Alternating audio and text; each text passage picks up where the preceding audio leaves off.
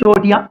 इसमें एक सबसे इंपॉर्टेंट जो पर्वत श्रृंखला है उसका नाम है या पहाड़ी है उसका नाम है अजमेर मेरवाड़ा की पहाड़ी। तो बहुत इंपॉर्टेंट है, तो लिख देता हूं सबसे पहले अजमेर मेरवाड़ा की पहाड़ियां। मेरवाड़ा की पहाड़ियां, ये बात इंपॉर्टेंट इसलिए है कि यहां से बड़ा गजब का क्वेश्चन बनेगा। देखो आप, अजमेर मेरवाड़ा की पहाड़ियां, ये हमारी मध्य अरावली की पहाड़ी है।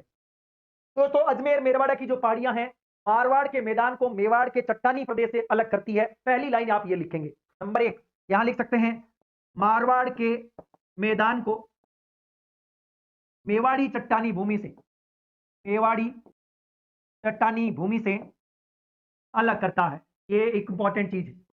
हाँ जी, सीधा क्वेश्चन बन सकता है कि वह कौन सी पहाड़ियां हैं जो मारवाड़ के मैदान को मेवाड़ी चट्टानी भूमि से या मेवाड़ी चट्टानी प्रदेश से अलग करता है। तो आप याद रखें अजमेर मेरवाड़ा की पहाड़ियां।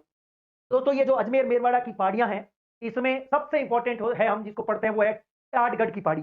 इसी के अंतर्गत हम पढ़ते हैं, अजमेर मेरवाड़ा के अंतर्गत किसको पढ़ते हैं, टाटगढ़।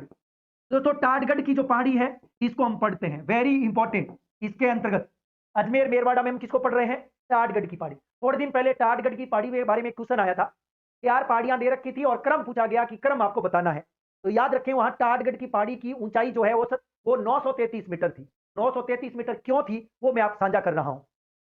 अजमेर मेरवाड़ा की पहाड़ी के अंतर्गत हम टाटगढ़ की पहाड़ी की चर्चा करेंगे। और इस टाटगढ़ पहाड़ी में जो दो तीन पहाड़ियां हैं बड़ी गजब की है टाटगढ़ पहाड़ी में। इसमें एक का नाम है गोरम जी, दूसरी का नाम है मायर जी। तो मैं लिख देता हूं टाटगढ़ के अंदर ही, नंबर एक गोरम जी 934 मीटर, और मायर जी 933 मीटर।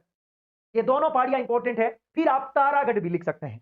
दो नंबर तो भाई इस प्रदेश की मध्य अरावली की सर्वोच्च चोटी का नाम है गोरम जी 934, मायर जी 933। कुछ जगह पर आपको ये दोनों नाम कंबाइंड भी मिल सकते हैं, गोरम जी मायर जी एक साथ मिल सकते हैं, लेकिन ध्यान रहे ये दो अलग अलग जगह हैं। गोरम जी 934 और 933 मायर जी है। अब दोस्तों ये दोनों चोटियां जब टाटगढ़ का हिस्सा है तो टाटगढ़ के बारे में हम लिख सकते हैं 934 या 933। 933 इसलिए हमने उसको 933 पढ़ा था उस दिन, और 933 मैंने आपको बताया था क्योंकि टाटगढ़, अब ये सीधी बात है, यदि मान लीजिए टाटगढ़ आ जाए तो हम टाटगढ़ 933 कर सकते हैं।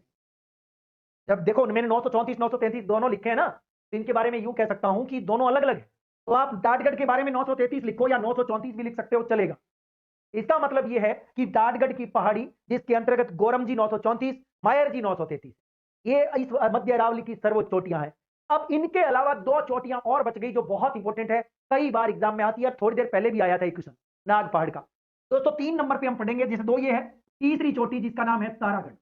तारागढ़ 873 मीटर है, यही कर्मचारी चयन बोर्ड मानता है और यही आरपीएससी मानती है।